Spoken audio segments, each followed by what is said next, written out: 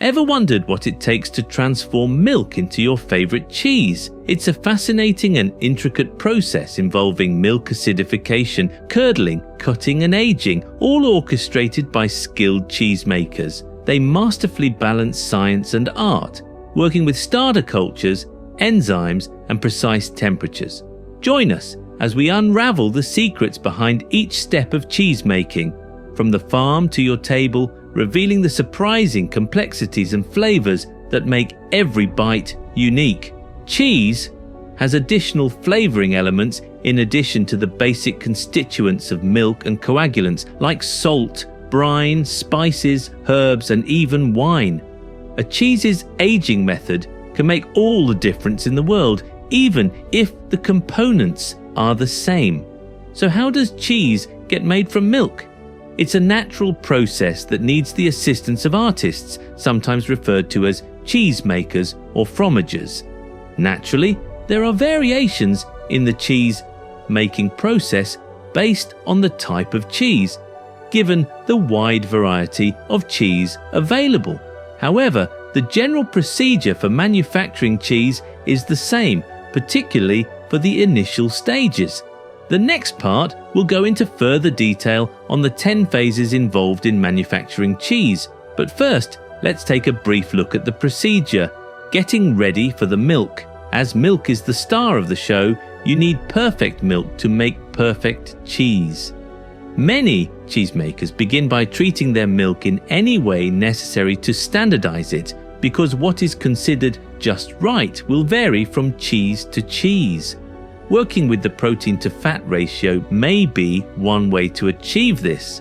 Pasteurization, or a milder kind of heat treatment, is also frequently utilized. Heat treatment of the milk can prime it for the starter cultures to grow more efficiently and also eliminate bacteria that could cause the cheese to deteriorate. Milk is chilled to 90 degrees Fahrenheit after heat treatment, also known as pasteurization, to prepare it for the starting cultures. When incorporating the starting cultures into a cheese recipe that asks for raw milk, the milk must be heated to 90 degrees Fahrenheit. Milk acidification. Adding starter cultures to the milk to make it more acidic is the next step in the cheese making process.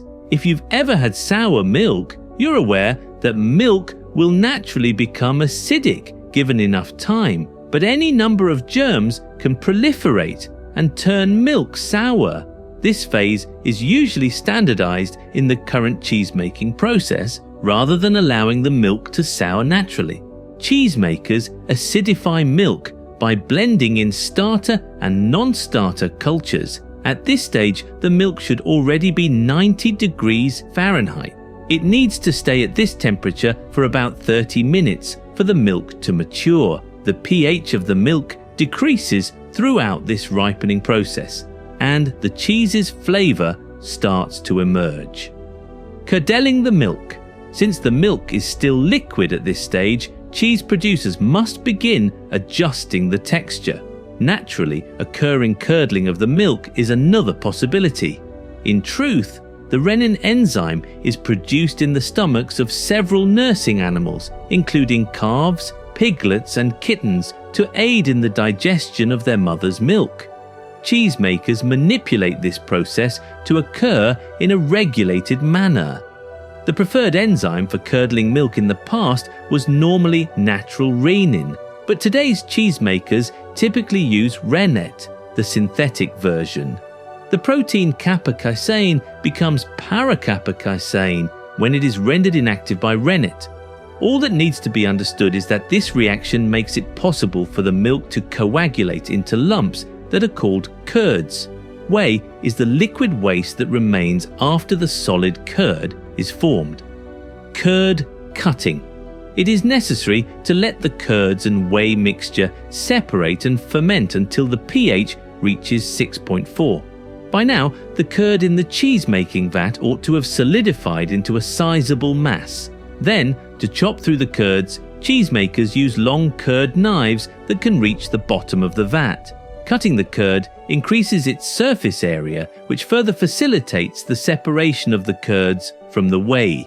To break up the curd, cheesemakers often cut in crisscrossing patterns that are vertical, horizontal, and diagonal. The amount of moisture in the cheese can be influenced by the size of the curds after cutting. Larger curd chunks hold onto moisture better, resulting in moister cheese. Smaller curd bits can cause the cheese to become drier. Curd processing. This is not the end of the curds processing. This could entail stirring the curds, heating the curds, or doing both. The objective of separating the curds and whey remains the same despite all of this processing. Put another way, while the curds are being treated, they continue to leak moisture and become more acidic. The cheese will become drier the longer the curds are cooked and stirred. Washing is another method that curd can be handled at this point.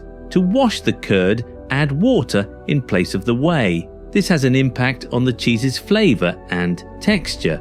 Cheeses made from washed curd often have a pleasant, mild flavour and are more stretchy. Washed curd cheeses include Swedish Fontina, Havarti, and Gouda. Taking the water out. Now is the moment to fully extract the whey because the curds and whey should be properly separated. That is, the whey must be drained from the vat so that the firm curd chunks remain. Depending on how finely chopped the curd is, these chunks could be large or small. By now, the curd ought to resemble a large mat as all of the whey has been removed. Yogurt can be drained in a variety of ways. Cheesemakers occasionally let it naturally drain off. Nevertheless, cheesemakers are likely to use a mold or press, particularly for harder cheeses that need a reduced moisture content, increasing the amount of whey that is forced out of the curd by applying pressure. Cheddaring the cheese. After draining the whey, the curd ought to resemble a thick slab. To get even more moisture out of the curd, there may be one more step needed for some cheeses. We call this process cheese making. The cheesemaker will divide the curd mat into portions and then stack the individual slabs of curd. The slabs are compressed when stacked, which causes more moisture to escape. The cheesemaker will periodically reassemble the curd slabs by chopping them up and stacking them anew. The curd loses more whey the longer this process continues, giving the finished cheese a denser, crumblier texture. The process of cheddaring does not stop the fermentation process. The curd should eventually have a pH between 5.1 and 5.5. The cheesemaker will grind the curd slabs into smaller bits once it's ready. Salting the cheese. Now the curd is starting to take on more of a cheese-like appearance. Cheesemakers can now brine or salt the cheese to enhance flavour. This might be as simple as dusting the cheese with dry salt or letting it sit in a brine. Mozzarella is one type of cheese that is marinated in brine. We'll salt dried cheeses that are drier. Other types of flavouring are also applied to some cheeses. Some spices that are found in some cheeses include cloves, horseradish, garlic, paprika, and habanero. Herbs such as dill, basil, chives, or rosemary can also be found in cheese. There are countless ways to flavour cheeses. However, with a lot of cheeses, the main goal is to bring out the cheese's inherent qualities and then enhance them with salt. Shaping the cheese. The cheese is now ready to be formed because there are no more ingredients that need to be added. This is where the finished product starts to come into its own. Even after being stripped of so much moisture, the curd retains its softness and malleability. As a result, cheesemakers can press the curd into molds to form uniform shapes. Molds can be shaped like hoops or baskets. Hoops are bottomless molds that only wrap around the sides of the curd, whereas baskets are molds that are open on one end. Either way, the milled curd mixture is squeezed into the mold and allowed to set up into the proper form over a predetermined period. Typically, these molds are rectangular or circular. Aging the cheese. While the process of maturing is already complete for certain cheeses, it continues for many others. An environment that is cool and controlled is ideal for aging. Cheese ages and becomes harder and more flavorful due to molecular changes that occur in the cheese. The duration of the aging process ranges from a few days to many years. Sometimes mold grows and gives the cheese a distinct flavor and color. The cheese is at last ready for people to enjoy once it has finished maturing. Cheeses can be purchased by the wedge, in blocks or full wheels. It's likely to taste even better when you realize how much work, effort and attention went into preparing your favorite cheese. And there you have it, the remarkable journey from farm to table that brings cheese to life. Each bite is a testament to the artistry and precision of cheesemakers. If you enjoyed this deep dive into cheesemaking, be sure to subscribe for more fascinating insights and culinary adventures.